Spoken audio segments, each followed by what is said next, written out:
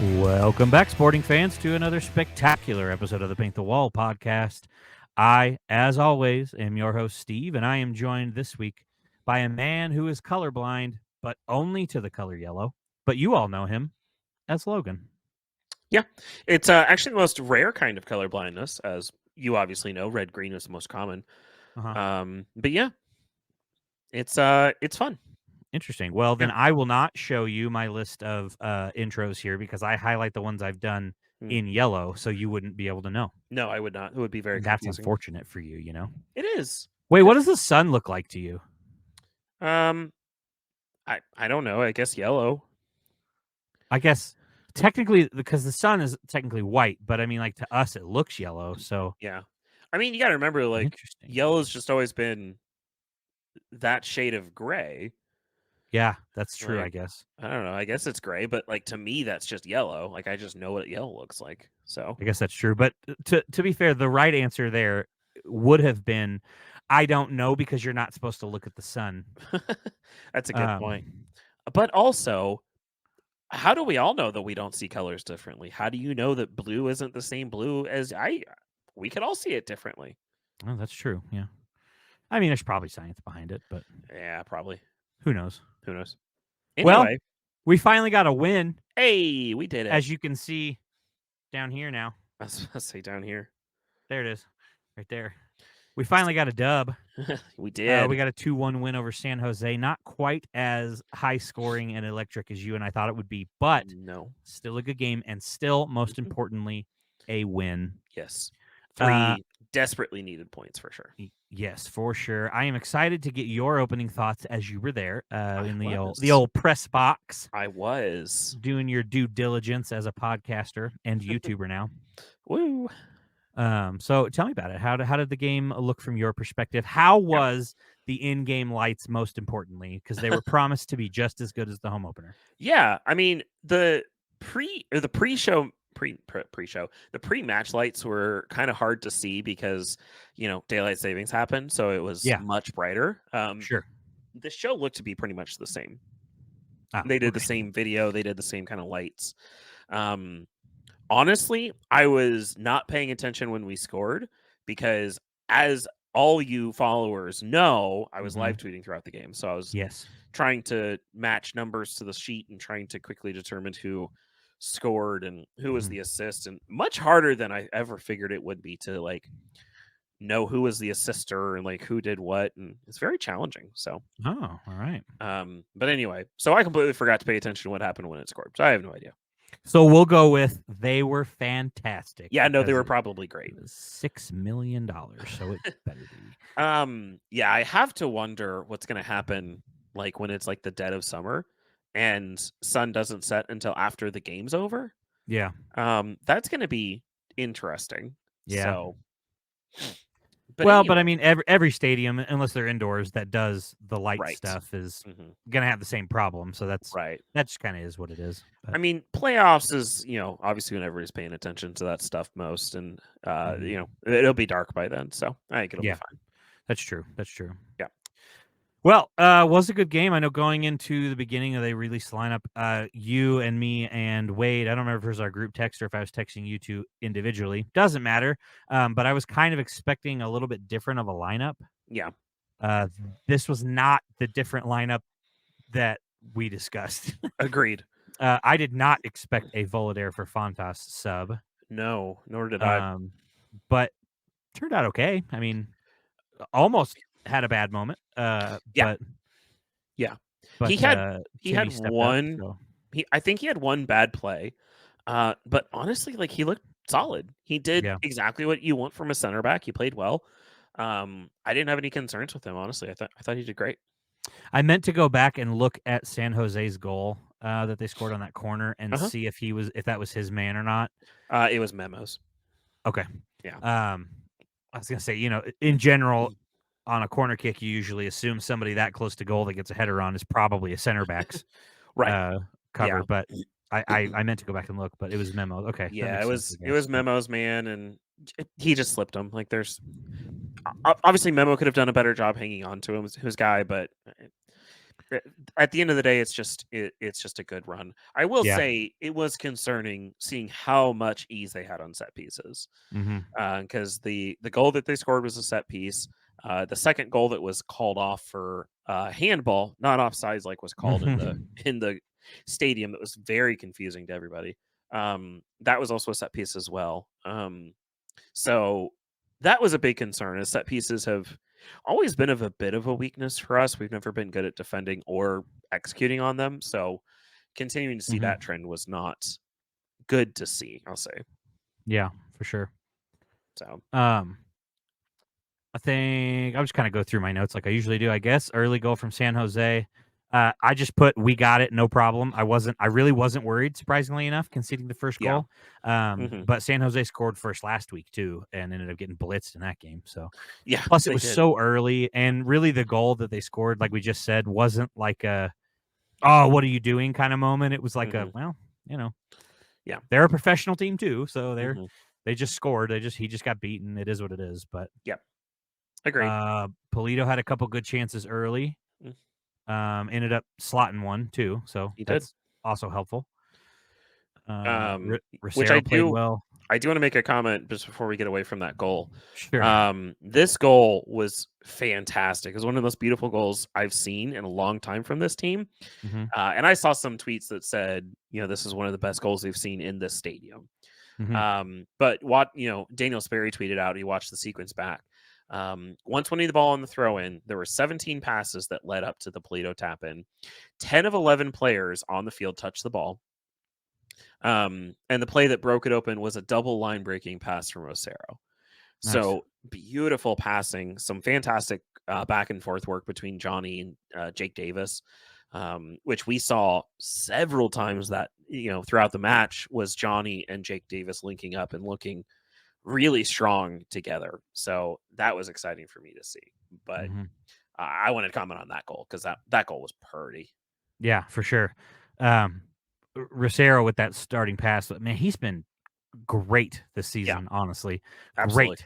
Like we talked a lot of crap on him last year, deservedly, I think, deservedly. Agreed. But God, he has been really good this year. Really, really solid. And we kind of talked about it in our preseason / end of the season episode last year, where I was like, one of these, our two center backs, because I don't think we're going to sign one, which we didn't, are going to have to step up. Clearly, it's Rosero has stepped up. Although Fontas has looked great too this season so far. Rosero has just been really good. He has. The few times he still gets beat occasionally, but again, it's not the end of the world unless it happens all the time. He recovers most of the time and is able to make a stop, do something to recover. But really, our entire defense has just looked really good this whole season. Yeah, I would completely agree. Rosero looked great the entire game. There was only 3 moments that were a little nervy. There was 2 slips very early in the game, which was a little concerning. And then there was the third, which was the most awkward slide tackle I've ever seen in my life. He was basically like standing like 6 inches away from the guy and then slid for a slide tackle and stopped the ball with his gut because he was so close. And then the other guy just stopped and looked at him and then picked the ball back up and started dribbling away. It was like the most terrible slide tackle I've ever seen in my life. But it worked, Well, kind of. I mean, it slowed him down. It didn't stop him completely. Yeah. Well, it stopped him, but then he was able to get around. But it stopped the immediate break, I guess. Right. So. He didn't score, but it was awkward. But anyway, you were right. Rosero's looked fantastic. Fontas has looked great.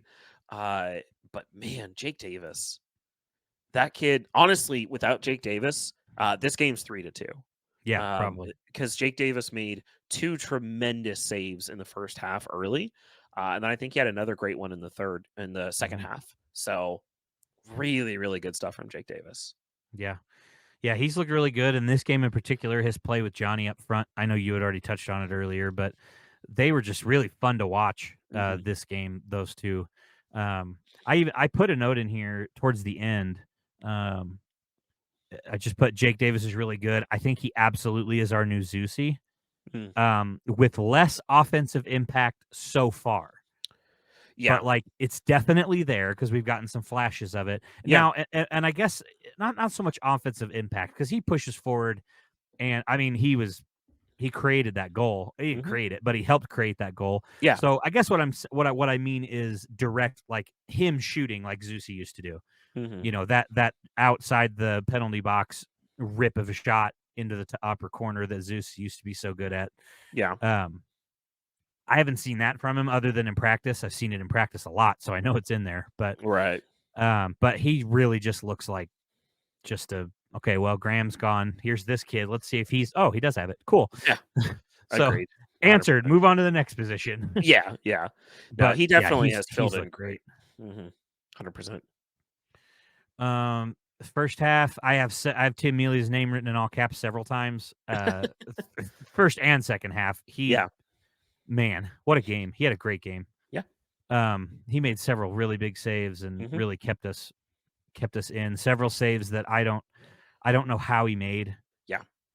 There was one in particular. Trying to find the note on it here. You're talking about the one right out of the first half, or right out of the time? Yes, I believe so. Yeah. Yes. Yeah. He had bad. Oh, it was off the kickoff, right? Yep. Bad kickoff, kind of lack of attention by Volodare to kind of duck and let that ball go over him. And I put, how is it physically possible that Timmy even makes that save? Because he was on the ground, laying on the ground, and then all of a sudden his hand was next to the post and knocking the ball out, and I'm like, how do you? Yeah. I don't know how you even can make up that ground from being physically laying on the ground, but I have no idea. But he that should have tied it, right? Yeah, that would have tied it. That would have tied it. That should have tied it for sure. 100%. Daniel Sperry said save of the week candidate for sure. Yeah, that was tremendous of a save. Yeah. I mean, you don't see many like that. No, Mealy gets hosed on save of the week all the time, though. So I won't be surprised when it's not even nominated, but it should be. Right, for sure. So, yeah, totally. I don't have much else from the announcers. I always have to have one. Sure. Something stupid the announcer said. At one point, they said SKC have dropped 4 points from the last 2 games, or from the first 2 games of the season. Which is technically true, except for we've played 3 games, not 2. Yeah. So basic things, just pay attention. But also, technically, we dropped 6 points from 3 games. So I didn't want to be too technical, but I'm like, well, they did say we've only played 2 games, and we have played 3. So yeah. But they said Shallowy's name correctly. Hey, good for them. So look at them go. You were right next door. You should have just went over and knocked and been like, Shallowy. They don't like it when I go barging into random boxes. Yeah, I guess that's true. I guess that's fair. So, I did. Let's see. Memo came off at halftime for Voltaire. Yep. I know Memo took a pretty hard knock in the first half. Yeah, Peter probably had it. Did Peter he mention it at all? He commented. He said, Vermees said he took Memo out because he was a little tight. He was playing well, just didn't want to take any chances of him getting hurt. I think it's probably just that knock he took, and it was 30-something minute. I've got the tweet somewhere, but yeah, it seems like that was a good chunk of it, and I'm sure everything's fine. Just he took a little bit of a knock, and Peter didn't want to take the chance. But it was very good to see Voltaire come back on. Yeah, that was for sure. He looked great. Well, I mean, he looked like he always does. So looked like the ankle wasn't causing him too much problem, at least. Nope. Fairly early in the second half, Johnny pulls up, takes a seat after his stretch for that goal attempt. Yep. I did see. I assume you didn't see it because I saw it on TV. That he did mouth, "I need a sub." Right. As soon as the trainers were coming out, he mouthed, "I need a sub." Yep. So I'm assuming that was a hamstring kind of thing. Hopefully, that's not going to be super lingering. But I know he's been battling with that since preseason anyway. Did Peter say anything on that? I think he mentioned it might. I thought I heard ankle. But Vermees's comment was he has no update, but he has to assume it's at least a first degree something, which it was just an ankle sprain. Okay. But without further scans, we obviously won't know more. We'll hopefully hear something. I think Tuesday is usually when the open practice media practice. There it is. So I'm assuming we'll hear more then. Gotcha. Okay, that makes sense. I I really only thought it was a hammy because of the way he grabbed at it, but he could have just been reaching, and it was a reach, but ankle makes sense too. It could be ankle. I could be wrong. I thought that's what I remember, but okay, gotcha. Cool. Well, hopefully we get an update on that. But yeah, a little later in the second half, San Jose making 3 subs at once. Yeah. I really kind of thought fresh legs were going to make this game harder. Same. That's what I was anticipating. They pulled off Ebobisse. Correct. I don't know. Even the announcers were like, "Huh?" One of the announcers, who I can't remember who it was, but he was a player, a very high level player. Like I think he played Premier League. I just can't remember what his name was. Yeah. I should have looked it up. Didn't. Moving on. He said there's different levels, usually 60s, 70s, and 80s when you get subbed. Kind of depends on certain players get angry at certain levels, basically. Okay. And he said a player of Ebobisse's level, unless I'm injured, if you take me off in the 60s, I'm not happy about it. Yeah, no, that's and fair. they subbed him out 68th minute. Is that right? 68, something like that. 62nd minute. 60. Okay. Just like so early. I don't understand. Early. And he wasn't playing well, but he wasn't playing bad. Honestly, Christian Espinoza was playing way worse. I would have pulled him off instead of Ebobisse. Yeah, no, I would have as well. I don't know. I just thought it was weird. And then, honestly, the fresh legs never seemed to matter. I don't know if I agree. I do think that they definitely made a difference because there was a lot of once those subs came on, those 3 subs came on, we really saw a lot of good runs and passes. And honestly, Sporting lost a ton of possession because in the here, let me get back to that spot here. From the moment that the subs came on, they dominated possession. They had 71% possession for like that 5-minute stretch after they came on. And then the rest of the game, they held strong possession advantages. Several times they were in the 70s. So I don't know. I felt like they really did make a difference because they were getting some dangerous runs and they didn't let us touch the ball much. Yeah, I think my opinion, and I know the announcers were talking about this too, and they also said that the subs came on and really didn't do anything. And honestly, it seemed like San Jose's drive and desire to win the game got worse after they subbed. Interesting.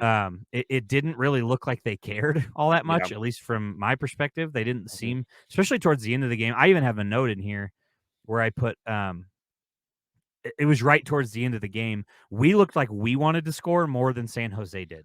They were possessing the ball. You're right, but it was just passing around the back arc. That's fair. The whole time they weren't trying to score. They were just trying to keep the ball away from us, basically. Maybe. And we were in a position where I personally think the possession was going to change at that point in the game, regardless, and would have because we were switching to a foot off the throat a little bit, try to preserve and hold and get this win. Sure. Kind of thing, like Peter likes to do. Which I know you and I have had numerous a discussion about that in the past. I agree with it. I think for a foreshadowing event, when you don't do that, you give up a 5-2 goal lead and you almost lose the game 5-4 Kansas City Current. Yeah.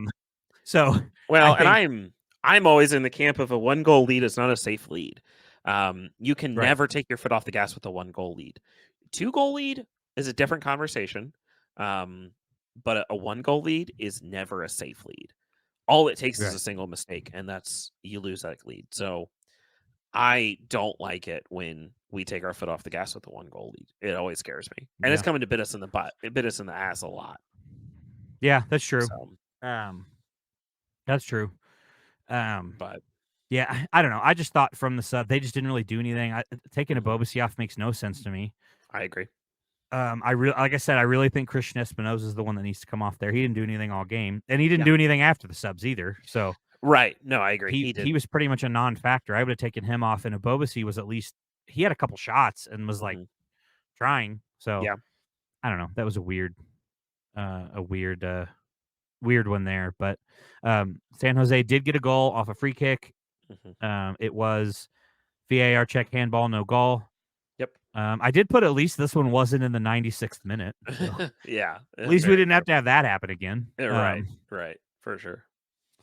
But let's see. I did skip over one sub, but here we had towards the end, Polito and Vargas came on for Polito and sorry, Agata came on for Polito. Yep. Vargas on for Shallowy. Yep. Afrifa had come on for Johnny. Yep. Back when Johnny asked for the sub. I know from your live tweets that you and I do not agree about Afrifa's performance. It's not that I don't. Listen, that tweet was not in just to make sure everybody does understand. My comment was that Frifa's looked okay so far. He had a bad habit of running straight at defenders, not really seeing two moves to create any space. Hopefully, just finding his groove. That was my comment. I will say that was kind of the general consensus in the booth, so I'm not alone there. Fair enough. It wasn't that he wasn't looking good or he wasn't doing, he just seemed indecisive. He seemed like he got himself in moments where he was like one-on-one, and he just wasn't doing anything with the ball to try to create space or try to wiggle free, and indecision, whatever it was. But I don't think Afrifa looked bad. It just wasn't good. We could have seen a lot better from him. Sure. He just had a couple times where he basically ran straight at a defender. It looked like me playing FIFA. He ran straight at the defender hoping that it would do something. It just didn't. So yeah. I don't know. I thought he looked pretty good when he came in. One for sure of those times where he took on a defender, the defender made a really nice play. Yeah. He had kind of shimmied his way, which from the booth is probably kind of hard to see. Obviously, I'm watching on TV, so the camera is right on their back, kind of thing. Sure. It's easier to see the little movements than it would be for you, where you're at. So I get that. It was kind of like a little shake type move, and he got around the defender. The defender somehow made, that's the best way I can describe it. He somehow made like a sliding tackle backwards. Like from standing still, kind of hopping back with him, and then he almost got beat, but he managed to turn his body and slide and just nick the ball away from his feet. It was a really nice play. Yeah. So that one, I was like, that one was just great defense. Sure. The other 100%, he ran right at him, and the defender was like, nope. Yeah. But after that moment, after that tweet, and then those, I thought Afrifa, that's where he really took off. Him and Tommy on that right side were playing really well. They were passing amongst each other and working their way up the field, and that looked really good. We just didn't get it for a very long time. Right. But that looked, I thought that looked really nice, watching those two, the way they were playing. Tommy was, man, that kid sprints harder in the 90th minute than I could in a warm-up before the game. Yeah. He was straight hauling ass down the field. Yeah. And like, I got mad respect for Eric Tommy. I always have, but his hustle is unmatched. One thing that I think I typed, but I apparently never tweeted it. I guess I probably didn't think it was worth mentioning. But Eric Tommy, I'm pretty sure throughout the entire match, I saw him in positions 1 through 11. And yes, 1 through 11. I understand the keeper's in there. He was all over the place. I saw him playing backline. I saw him playing mid. He was up where Johnny, or where Allen, up in the 9 spot. Like, he was everywhere. And again, I know we kind of joked about it last week, but it is kind of that total football mentality that this team has, where players be where they need to be. Flow of play dictates it. We saw the Johnny Shallowy switch at one point. We saw Tommy up front. We saw Leibel doing some good pushing, which not comments aside there, like he pushed well, and when he did, Johnny was or Shallowy was making sure that he was back to cover. Same with Johnny making sure to cover for Jake. When Jake was pushed forward, Johnny was in a position to make sure he could get back if he needed to. It just was really, really good to see that kind of fluid play. I just hope it continues to turn into quality chances in the final third and a bit more clinical precision in the final third, because that's obviously been our struggle for a long time, is just that clinical finishing in the final third. Yeah. So, but yeah, I agree. Yeah, I look forward to seeing a little bit more of a Afrifa. I think he'll get more feel for the game. But having an entire offseason is definitely going to help him. It has helped him. Definitely has helped him. Him and Tommy seem to have a nice link up. And Great. Depending on how this little knock Johnny took goes, we might see some Afrifa here coming up. We might. I will say the one other comment Peter made in the post-game presser, because I'd actually asked about Afrifa and Jake Davis. Yeah, I was going to say I'm done with the game, so I was going to transition into the questions you asked for Peter Oh, anyway. sure. So perfect.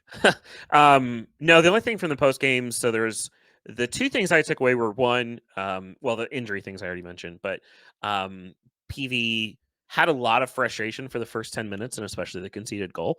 Yeah. He said that he felt that they put in a lot of work and should have been more prepared than what they were. But that's after that moment they really kind of buttoned up and played well. But the other comments that he made were talking about Afrifa and Vargas. He did say that they were going to be coming in no matter what, but he had very high praise for Vargas. He went as far as to call him special and said we will definitely be seeing more from him. So I think we're probably going to be seeing Vargas, probably more likely to see him than Afrifa. He's had a little bit of less time with the team, so I understand why Afrifa would have come on, but I imagine we're probably going to see some starts from Vargas here pretty soon. Because Cool. he looked good, and Peter loved what he saw or loves what he sees from him. So I almost wonder if it's purely speculation. But I almost wonder if it's going to be a both kind of thing. Like we've got Daniel and Johnny, and we've got Vargas and Afrifa. Like we just have those two combos. Really, it'd be all three then, I guess. Yeah. Throw in Polito and Agata there too. And honestly, if that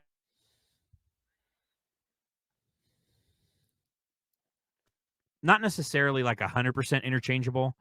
I understand. I'd rather have our starting three. Right. I guess I don't know about Vargas. I haven't seen much from Vargas, so I don't know. Right. But I would take Johnny over Afrifa still. I would definitely take Polito over Agata.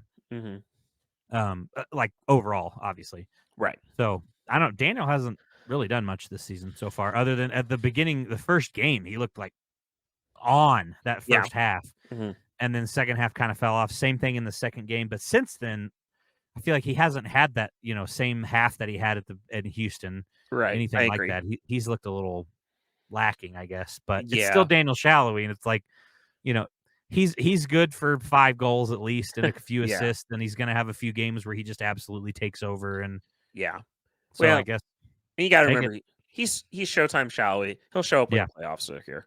Yeah, that's true. He always does. Unfortunately, never get the regular season performance out of him we want, but he'll be here for the playoffs. He always is. Yeah, so for sure.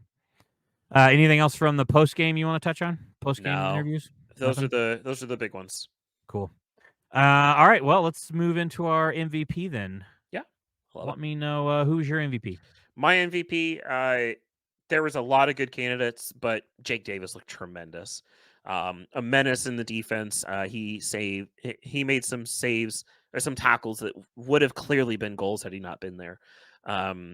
So Jake Davis looked tremendous on defense, menace on offense.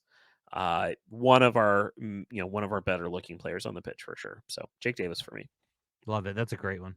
I agree. There is a lot of options, honestly. You could go Jake Davis like you did. You could go with an Eric Tommy. Yeah. You could even go with a Polito. He scored. So he did. I'm going with Tim Melia again. Oh, sure. Yeah. He just, again, made so many big, just improbable saves that kept them from only scoring one. Yeah. Or kept them to only scoring one and really preserved those 3 points for us. So, yeah. Because I think we scored both of our main chances that we could have had. Their keeper made a couple good saves too. But I don't know that we score more goals. But without Tim Melia, we lose this game 3 or 4-2 probably. Probably. So, yeah. No, I agree. I went with Tim Melia. Okay, I love it. So let's struggle. Let's both struggle here through MVP. Who's your not valuable player? I didn't struggle at all. Tim Leibold. Okay. I thought he looked weak. He did not look good. On the goal, he directly allowed the corner kick with his missed tackle. He got smoked in the by the attacking player. They pushed towards the goal, got the corner kick, and then led to the goal. So Tim Leibold for me, I think clear as day. Fair enough. He was really the main one that I was thinking of. The only other one that popped into my head was maybe Volodare. He did also get beat a couple times. Almost gave up made a pretty crucial mistake. there right off the opening kickoff for second half. But that's fair. But I guess honestly, Leibold is probably also mine. Yeah. Everybody else, I don't know, played pretty well. We played. We could both easily go with the refs because the reffing was pretty poor in this game. But at this point, kind of like Peter said, it's poor every game. So yeah, for sure. At least they're consistent, you know. Yeah. No, I mean you can say that. Unfortunately, just it continues to be a problem, and it's very concerning that it still is continuing to happen. I think at this point we just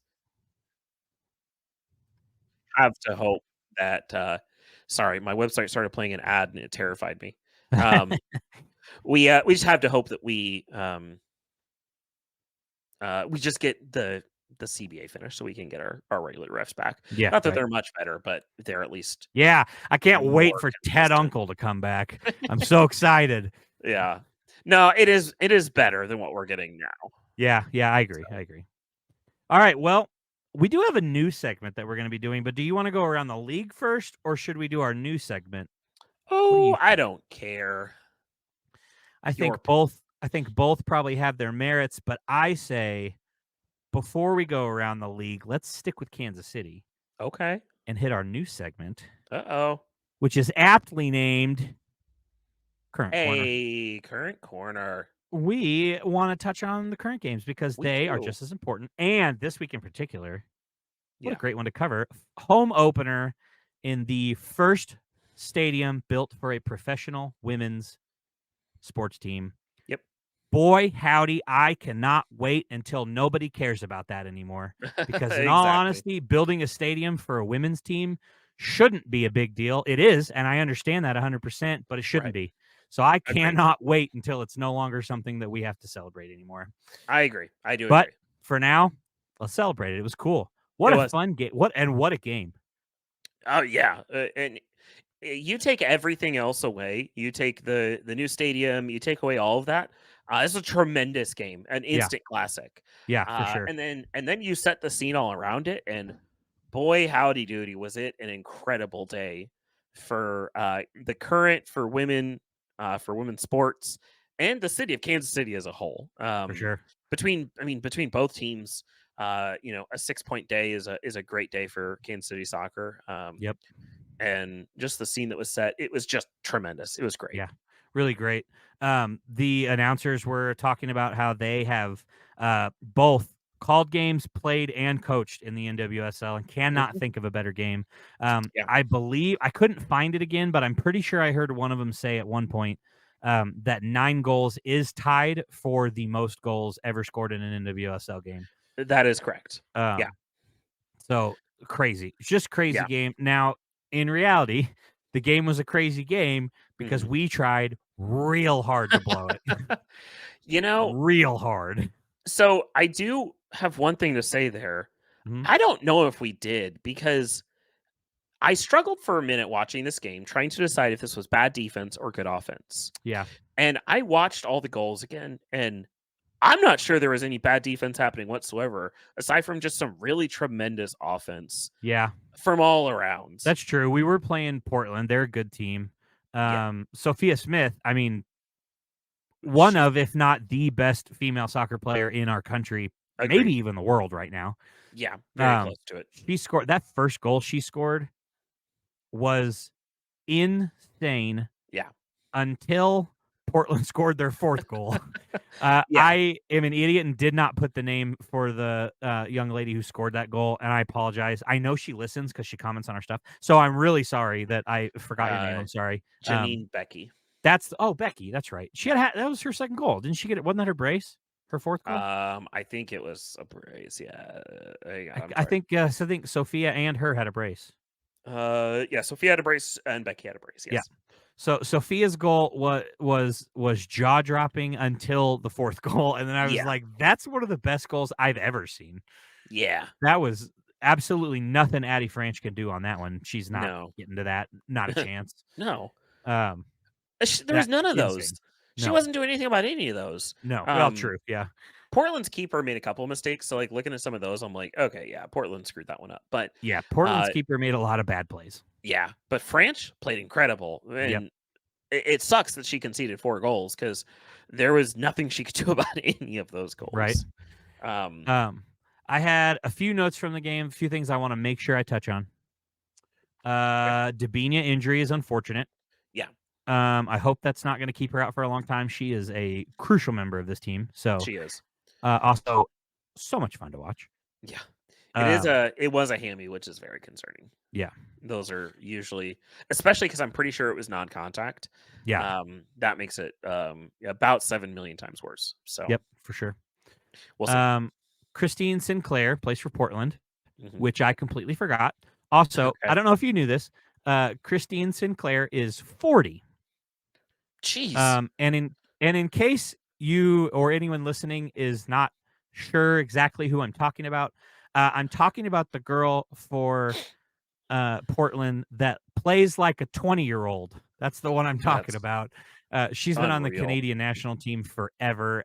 When I looked up and saw she was 40, I was like, this woman is ageless. That is amazing. She is so impressive. She's so good. Yeah. I totally forgot she still played for Portland, but yeah, she's still in it, still doing it. Good for her. Now on the other end of that, Alex Pfeiffer, yes, subbed in at halftime for Kansas City, is 16 years old. Yeah. I barely could drive a car at 16.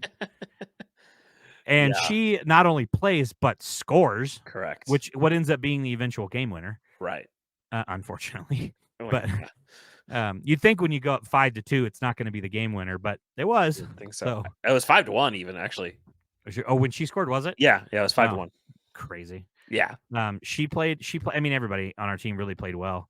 And then Temwa Chowinga comes in. I did not know. I had paid no attention in the offseason, apparently. Didn't know he signed her. Also, didn't know who she was until they started talking about her, and I started Googling it, and I'm like, this is awesome. Yeah, she is amazing, and very clearly is, I mean, within moments, I realized she is going to be a menace in this league. Yeah, absolutely. I had heard I heard of her whenever we signed her, and I watched a little bit, but on that very first goal that came out or that Scott scored, she didn't put it in, but the ball gets chipped in, and immediately I'm like, what a garbage pass. And then she starts chasing her down, chasing down the ball, and I'm like, oh, she's gonna get there.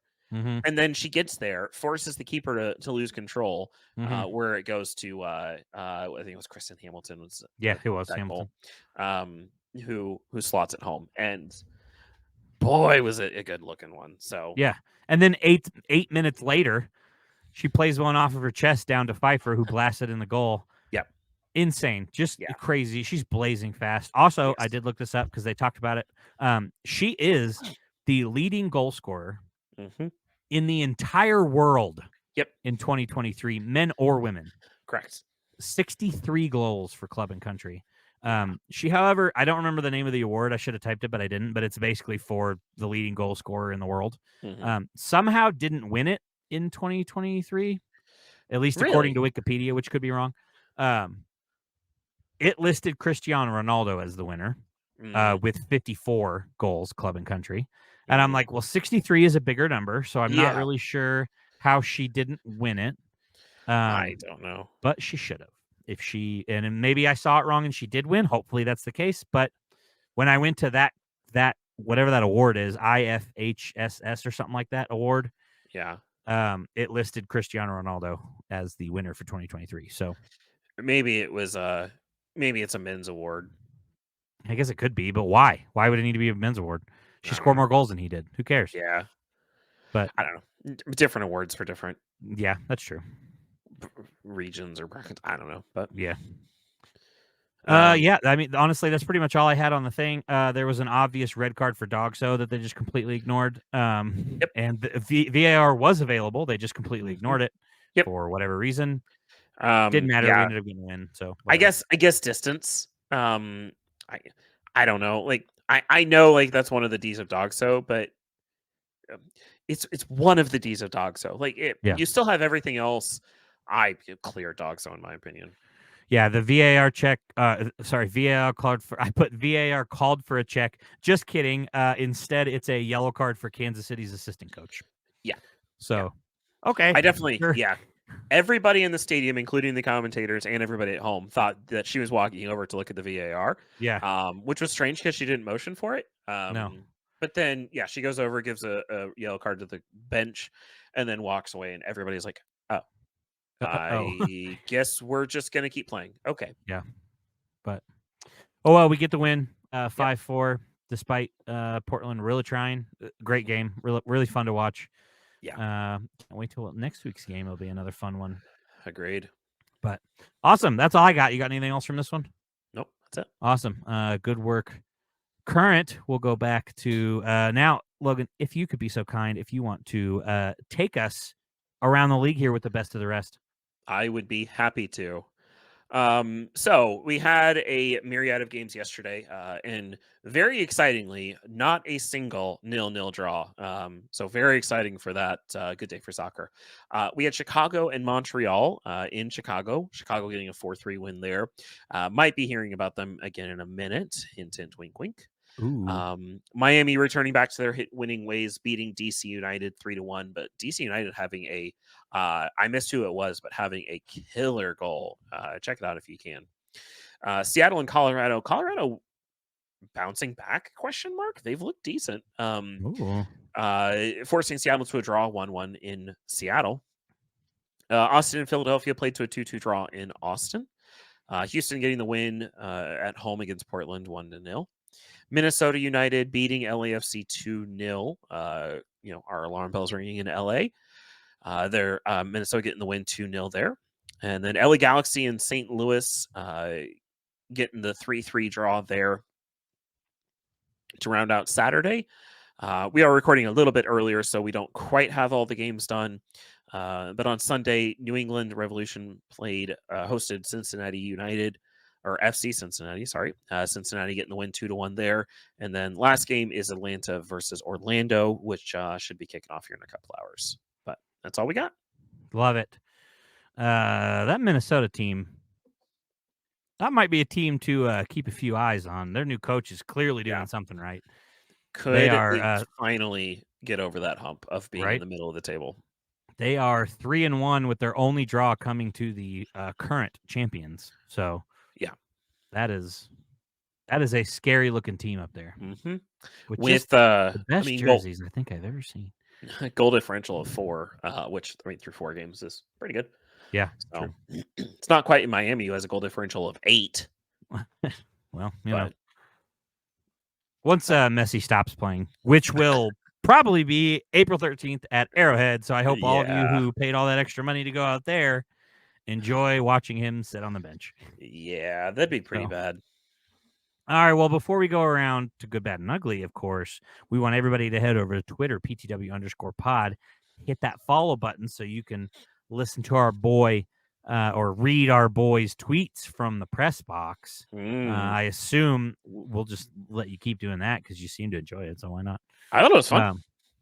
Facebook, Paint the Wall Podcast. That's the same as our Gmail, paintthewallpodcast@gmail.com. And at YouTube, you'll have to hit that little @ sign and then another PTW_pod to watch us. Unless, of course, you are already watching this. Then you're already here. Then just click subscribe. It's right down there. There you go. Logan, hit me with your good. Excuse me. So my good, I don't think we could possibly give it to anybody else. I think you and I both are going to have the same here. Kansas City Current. A great moment. It's funny. When I first was talking about this, it was a great moment for women's soccer. And then I was like, well, wait a second. This is a great moment for women's sports. And then my wife corrected me and said, this is a great moment for women. Mm-hmm. I was like, you are absolutely right. It is. So great moment for them. Great moment for the city. Congratulations to the team, to the city that made it happen, the team, the ownership group, everybody just, congratulations. Was a big deal.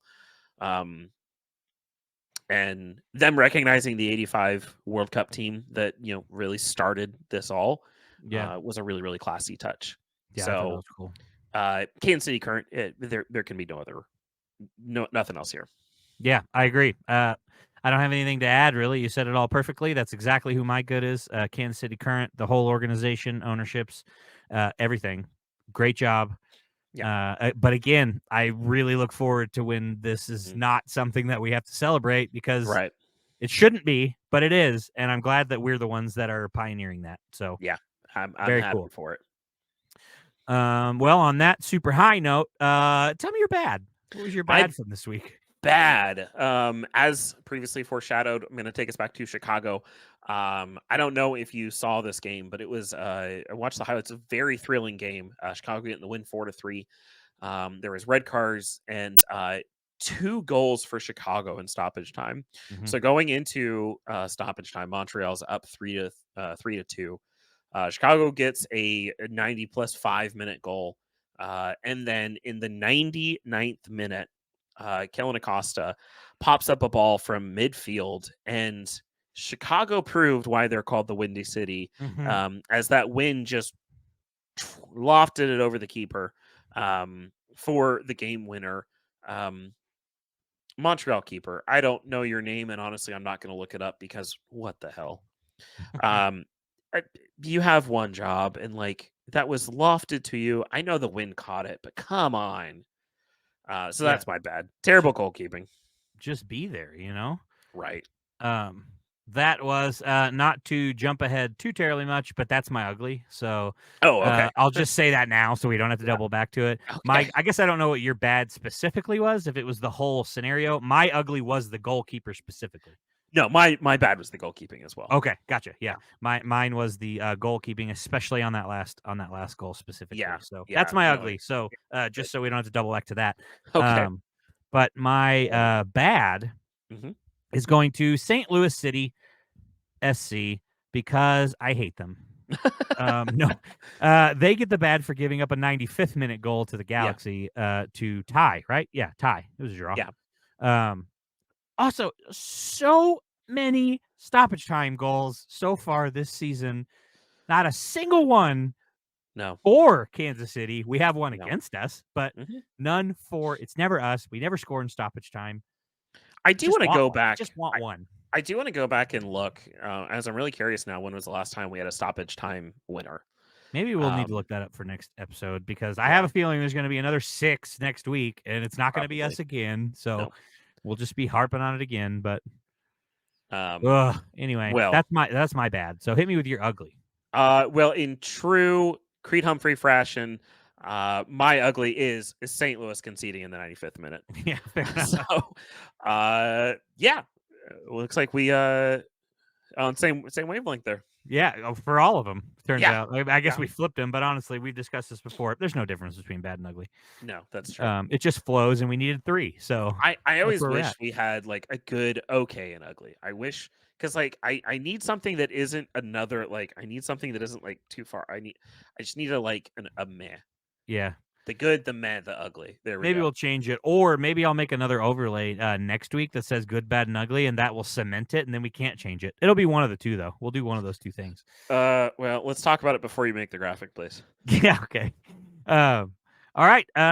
Next week we are at home again against LA Galaxy, who are 1-3-0 or 1-0-3, depending on where you get your stats. 1 win, 3 draws. Yep. Last minute stunner to get the draw against St. Louis City. They do only have 1 win. So do we, though. Yep. So basically, same record. Yep. We're pretty much the same team, it appears. Yeah. Sure. But we're at home, so that's kind of a little bit of an advantage most of the time.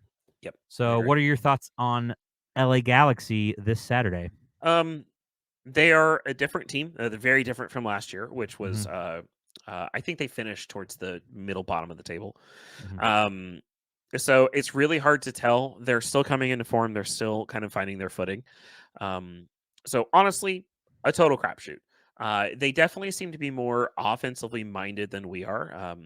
So far this season, they're at 16.5 shots per game versus our 9.3, and then 8 shots on goal versus our 4.5. So they're definitely, a pretty strong offensive team. Hopefully our defense can be up to the par, and hopefully we can score more than 1 goal because I'll say it again, 1 goal ain't winning this game.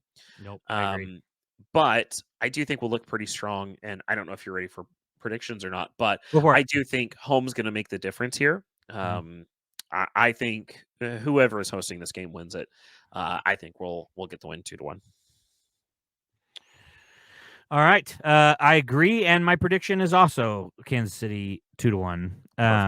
I'm going to leave it because honestly, I don't think we score 3 goals. No. More importantly, I don't think they score 2 goals. No. I think it'd be more likely this is a 2-2 draw than we win 3-2. 100%. So I don't normally I would change it so we don't have the same prediction, but I don't want to. I think it's going to be 2-1 or less. Yeah. But I don't see us scoring 3 goals. I think 2 goals. I think we're going to score 2 goals in a lot of games this year. Yeah, it feels like this season's going to be a score 2 and sit back on defense and try to win that way. And I know it's ticky tacky and it sucks, but if we get a 1 through 4 seed and we're in the playoffs, we're not going to care. We're going to look back and go, well, that kind of sucked and was hard to watch, but it worked. So yeah, I suppose. It doesn't mean I'm happy about it though. Yeah, right. SKC 2-1. That'll be easy to remember. Very quick point update. You and I both got a point because we got the Sporting. You were 1 goal away from on the board. But that also means nothing because San Jose was 1 away from a point. So yeah, it could go both ways. 2-1. I am up still currently, but you're not down by a lot. So woot. Awesome. Well, let's get these people out of here. We appreciate y'all listening. If you have a quick little second before you go about your day, if you guys could head over to Twitter, PTW_pod, and hit that follow button. If you want to go to Facebook, Paint the Wall Podcast, or paintthewallpodcast@gmail.com, if you want to shoot us a little email and be like, hey, you guys are awesome. Yeah. YouTube, unless you're already there watching it, if you're not, head over you need the @ PTW_pod. Hit us up there. Hit us with a subscribe. We would really appreciate it. We've been enjoying making the YouTube videos. I made some cool overlays. I think they're cool. They look better, so hopefully our videos will continue getting better. If you guys have feedback, we appreciate the feedback we do get. Yeah. Logan, I appreciate you as always. It's you, Steve. Everybody have a good week. See you guys.